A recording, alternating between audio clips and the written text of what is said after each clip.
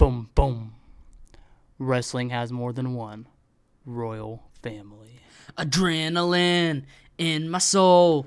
Something, Cody Rhodes. Ladies and gentlemen, boys and girls, welcome to our debut pilot episode of Squared Circle Talk. Brought to you live from my overpriced apartment in Castleton, Indiana. How much do you pay for rent, if you don't mind me asking?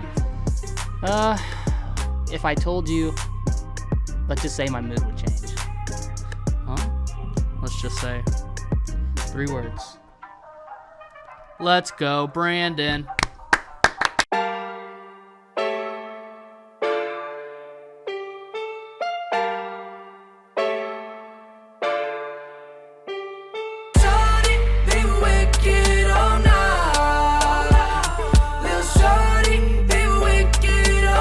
My God, would you look at Vince McMahon's new toy?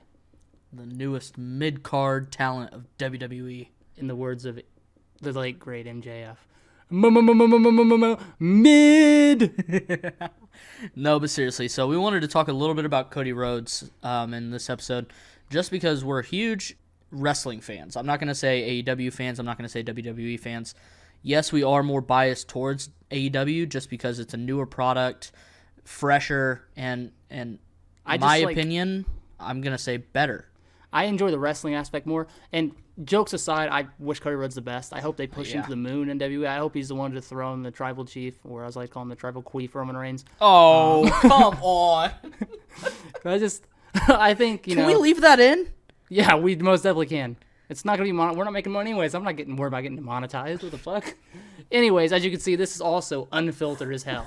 But, I think Cody Rhodes is going to do great things in WWE if Vince doesn't get bored. The thing about people who debut in WWE, as you've seen, they don't give time. Well, no, Vince gets bored very quickly. Yeah, that's what I mean. Like he doesn't give time for a storyline to progress.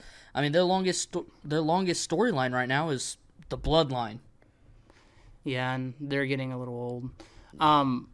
That's the thing I think that separates AEW from WWE is the fact that they do really well. Is Tony Khan's really good at long-term story building. If you look at Jon Moxley and Kenny Omega, that was a 2-year build. Hangman, Kenny Omega, 3-year build. Literally from the beginning of the company, Hangman Page, the very first pay-per-view, he set up to be the this icon. They could call it the A guy, the main star, the first AEW champion. You see his battles, face of the company. Yeah, and you see his ups and downs, and it makes you invest as a fan. But anyways, we're getting a little off topic here. Let's get into Cody. I'm not gonna lie. When I seen him, I knew it was coming.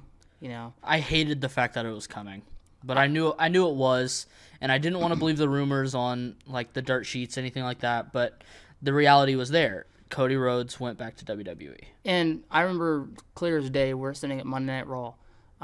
It was in February in Indianapolis at Bankers Life, Gainbridge Fieldhouse now.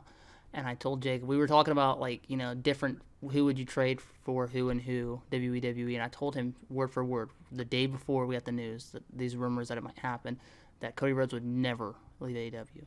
Because he said it himself, in an interview. And it seems so unreal that the founder of the company, basically, one of the founders of this company, is in WWE now. It's crazy. I think it's good for business. I think it's good for the wrestling company, the wrestling business as a whole. Because I feel like this is showing that, both companies can build talent. WWE's built talent. You've seen that talent thrive in AEW. Now you're going to start to see, now that AEW has a long lifespan, they've been around for 3 years, they've built some stars. And, as a company and as fans, we can't freak out because those stars are going to be, there's only so much TV time. And there's only so much TV time. And these young stars are so big now that Cody Rhodes, unfortunately, was pushed to a mid-card match. Yeah, and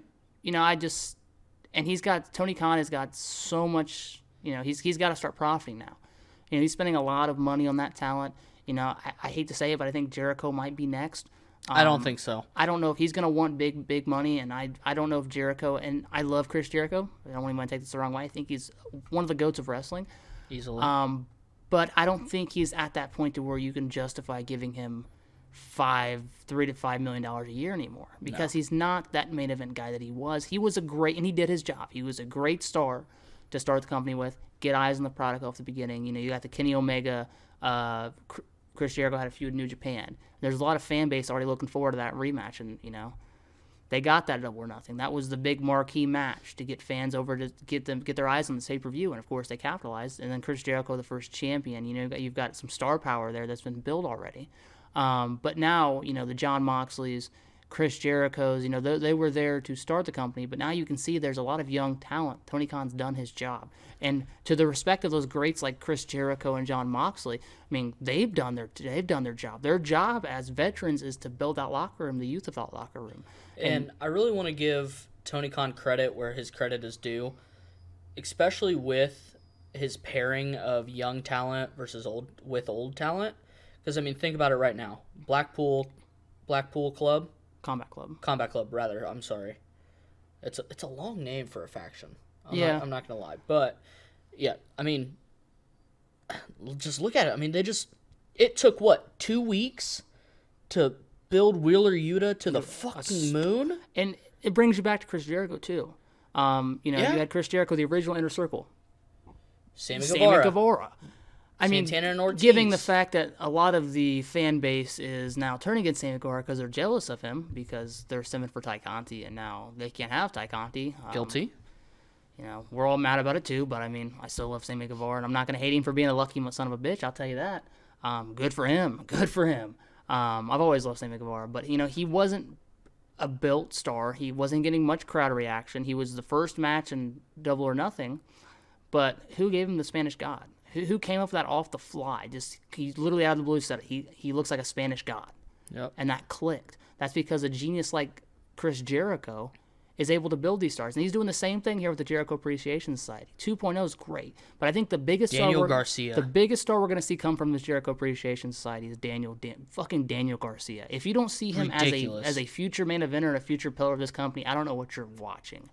That dude's 23 years old. Ridiculous. 23 years old. And I mean, let's talk about all the hype that Dante Martin and when he was thinking about going to Team Taz or and that's thinking about thing. going to Tony Khan can flip on he can just switch it. He's just a booking master. I mean, Dante Martin, you think his brother gets injured, the tag team Top Flight he's part of, you're thinking, oh god, that's not good. Not with Tony Khan, just make him a single star. And Dante Martin, he took that line and he swam with it. I had a banger match with Hangman Page. He's damn banger good. title match. Another, what is he, 20? He's like 21. 21, 22. Yeah. He's my age. He's damn good. He's damn good. It's ridiculous. And the mold about AEW is, I mean, they're looking for young stars that can move. They're taking over the industry. Yes, 100%. But I hate to cut this topic off because I mean we can do an entire 3-hour long episode of how great AEW is and how their young stars are being pushed to the top and nobody can stop them. But this episode is directed towards Cody Rhodes. Now, I want to know how you feel about the transition for Cody Rhodes as well as what you would like to see WWE do with Cody Rhodes. So I saw someone on YouTube mention this earlier. I think a good plan now for Cody Rhodes is he's been away for 6 years. He built himself. I think now what you do is you put him on a gauntlet of people that Roman Reigns has beaten in the past. Rey Mysterio, Kevin Owens, these kind of stars, and you put him over them. You start making him look like a real star. And, I think Cody Rhodes is that type of person where you don't need to give him a scripted promo every night. Mm-hmm. Don't put that man on a script. He is too good on the microphone to be given a script. He isn't your typical star that you see in WWE. He's done the promos. He is an old-fashioned wrestler. He comes from a wrestling family. He's too good to have a script in front of him. So I think they need to focus on building him and letting him build himself, basically. They don't need to micromanage him. They don't need to say, hey, this is what Vince wants. This is what these 50 writers see as your future here in WWE. Let that man create some things himself, because he'll create magic. He's proved it before. Look at his match with Dustin Rhodes at Double or Nothing. I mean, look at his match at Full Gear. Look at the feud he built with Chris Jericho leading up to Full Gear. I mean, that man can do it himself. He does not need 50 writers to tell him what to do. So let that man get the microphone. Let him build his own storyline. Give him creative control. Like Seth Rollins, you gave him control with the WrestleMania storyline. Yep. And you see, and that's another thing about WWE. You can see that when you give these wrestlers creative freedom, you don't need 75 writers. I mean, you're talking about budget cuts. Stop releasing your wrestlers and release. I don't want to wish for someone to lose their job, but you don't need all these writers. Mm-mm. You've got all the writers in the freaking in the locker room. I mean, in the Indies, when you're wrestling on the Indies, You don't have your writers. character. These matches are built Yeah. by you. These promo storylines are built by you, and I think that's another reason why the AEW product is more authentic. And I think that Cody Rhodes coming over to AEW could bring some of that authenticity to this company. And he's got these young stars in the WWE, right? Pete Dunne. You've got Bianca Belair, who's fucking damn good in the ring, probably the best women's wrestler technically in the world right now from an overall skill perspective. Yep. They look up to Cody Rhodes, and Cody Rhodes say, hey, here's how we do it. Here's how we make this feud look more authentic. Here's what we should do. Forget these written promos. Here's a couple topics. Go out there and make a story yourself. So, I think it's good for wrestling, and I think, like I said, I think we can really WWE has to make him look good, because if WWE pushes him to the moon, gives him success here, you got MJF coming up. They want him bad. You've got Wardlow coming up. They want him bad. You got Jade Cargill coming up. They want her bad. If you want them to even look at you and give you a chance, you've got to prove right here that this man right here made it work. Yep. If they go there and he sinks down to face The Miz once again every week, then they're not going to have much interest. Now, I'm gonna hate on WWE, but I'm also gonna give them praise here. When I saw that Cody Rhodes was facing The Miz on Monday Night Raw, I was like, well, here we go. Mid-card. It's already over. Mid-card match. I was thinking Miz and Maurice versus Cody Rhodes and Brandy Rhodes all over again. I was too. But here's what I will say, and here's where I'm giving WWE credit. Having Miz TV to start the show, that helped. Did you watch that? Yeah. That helped the match so much. And that's what wrestling is. Wrestling is about building these matches. You can't just go out there and have, that's the thing that's been stale about this company for so long, is they just have these They just have random matches. And it's like they'll have these little 2-minute altercations, then a little commercial, and there's a ref in the ring. Build these rivalries, build these feuds. I mean, you do it with Roman Reigns, you got to do it with the mid-card too. That's how your mid-card becomes main event. You've got to layer your show. You got to make sure that your opening match is good, your ending match is good, but you want everything in the middle to be just as full. You want to have storylines, and your starting match has to be as good as your main event. Also, the Edge Davian Priest, coalition's nice. I think that's great. I also hope that they get Rhea Ripley over there. That would be build another, get a female over there. That'd be really nice. Good for her character. I'm not crazy about Rhea Ripley and Liv Morgan. Yeah, I mean, I just think they're just two different wrestlers. They're too different. They're just, it doesn't work like it should, and they need to put more focus on this women's tag team division. You got champions now that can really make this title prestigious. You got Sasha Banks and Naomi, 2 former SmackDown Women's Champions.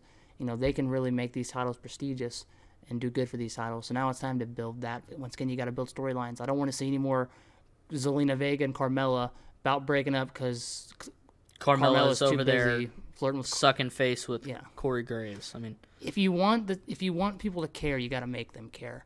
If you want people to respect you, you have to stop playing off the WWE name and just do what you do best, and that's entertain. What you did at Mania, do it on a weekly basis. For real. Bring what you brought to Mania. Night bring one. that Mania. Even Night 2 was good.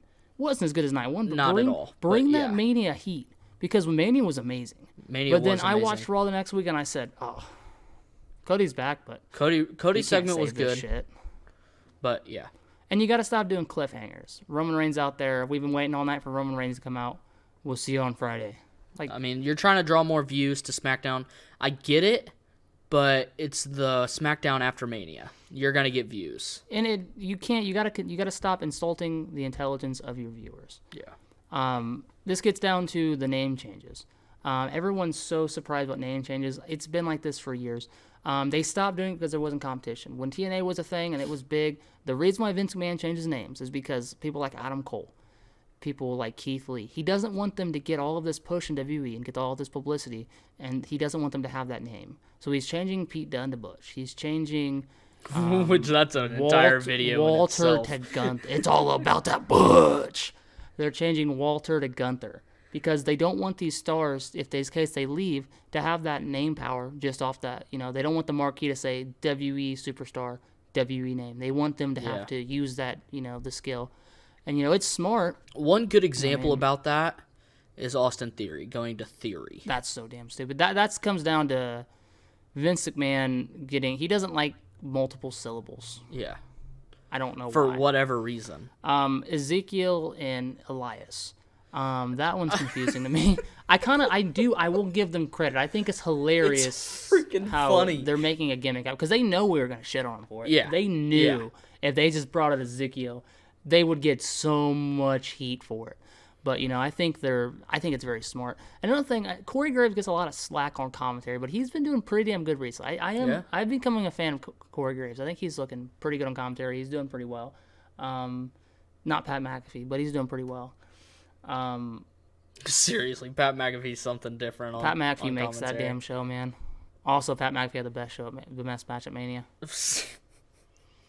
Not the best match, but it was a. He had the biggest reaction with Stone Cold on the same card. No, I don't think he did. Oh, I think he did. Are you talking night 2? I'm talking Seven Nation Army pops, the in-ring pops. I think. Are you talking night 2 or? I'm talking overall. WrestleMania. I'm talking overall. I think he had a best bigger match pop of the than night. No, was I'm Cody Rhodes talking versus he Seth had Rollins. the biggest ovation overall, the biggest pop. I think Pat McAfee had the crowd the hottest. It was the hottest the crowd was at during all of Mania. Was during Pat McAfee's match. That's my opinion. I don't know. Because they were behind I think it it was entire third. time. I think it was third. You think Cody got more of an ovation during the match than Pat McAfee? During the entire during match? the match. I'm talking about from during entrance the to the end of the match. I think the Okay. Pat McAfee match was the hottest segment on all of Mania. Then I agree crowd-wise. with you. That's like Steve Austin versus Kevin Owens, that was hot. And the crowd was into it. Of course, it's Stone Cold Steve Austin. He's back. He's getting a match. But I think the consistency of the crowd pop, they never once stopped cheering. We heard Seven Nation Army for fucking 7 minutes straight, damn near. And that's because Pat McAfee's just fucking goated. Goated. From right here in the beautiful Indianapolis, Indiana, Pat McAfee. Speaking of which, I miss you on the Colts. I need you to put that uniform back on. We could use you. It's probably going to be the next jersey I get in my collection. Pat McAfee, goated. Anyways, no. So back to Cody Rhodes. I love what they're doing with him so far. I mean, they're trying to make it to where he needs to build himself back up, which I understand that because they don't want to. They don't. I mean, there has been some AEW references. Yeah. Already, and he's only been back 2 weeks. Keep AEW out of your goddamn mouth. The Seth slander. Rollins. The slander. Keep it out of your. I guess it's fair. We do it a lot. Yeah. AEW does it a lot. Yeah, And it's 100%. 100% If anything, fair. it gives them fucking publicity. Yeah, I mean it's fair. I mean, All's fair you in know love what? and war. Do it all you want, because I mean AEW is here to stay. Yeah. I mean we're past the 2.5 year mark. Yeah, and that's the other thing. AEW is not dying anytime soon. No. They're growing. They're growing. I enjoy a little bit of banter though. I think it's funny. Yeah. Sami Zayn's career almost got ruined by that. I don't remember that electric chair segment to where he. Said, To be "You could ask fair, about he AEW." saved that segment. Yeah. I watched him talk about that. He saved that segment. Yeah, but I don't know. I think wrestling's in a great place right now. I think it's the best it's been in a long time. Competition is great for everybody. If anything, WrestleMania proved that competition is great for everyone. Yeah. AEW is forcing WWE to be better, and hopefully they consistently be better. The problem with WWE is they can't do it weekly. Yeah. But anyways, I think that's about all we've got for Cody Rhodes. Unfortunately, I mean, we could talk for hours about just wrestling in general. But Which we will. We will. You Hopefully guys you'll are be going to with get us. a lot of content. Don't forget to like the video, subscribe, share it with your friends. Also, quick reminder, coming soon, we have an interview coming up with AEW's new signing Khan. Coming soon, we'll be getting up as soon as we can. We're hoping to get in contact with him and get that scheduled here very soon. Looking forward to seeing and talking to that man. He's got a great future. He's done a lot of great things. But we're looking forward to interacting with him, and hope you guys are as well. But don't forget, like he said, like the video, subscribe, share this video with your friends, comment please, let us know what you think, let us know what we can do better, let us know how we can make our channel better. We just want to hear from you guys, see what we do to improve. But that being said, One more thing, I've got, just so you guys know, as you're seeing right now, we've got our merch floating across the screen somewhere around here. If you guys do like what you see, please feel free to go ahead and buy some. It's going to a great cause. It's going to feed me. Lord knows he needs that. Yeah, I really do. And Big I'm Mac broke. ain't gonna buy himself. Shit. I'm broke. No, but anyways, if you do like it, please just let us know. If you have any questions whatsoever, we would love to do an entire segment where we just answer your guys' questions on what we think about what. So please just leave a like, comment, subscribe, and share with your friend. And here in about 3 seconds, you're going to see the logo. 3, 2, 1.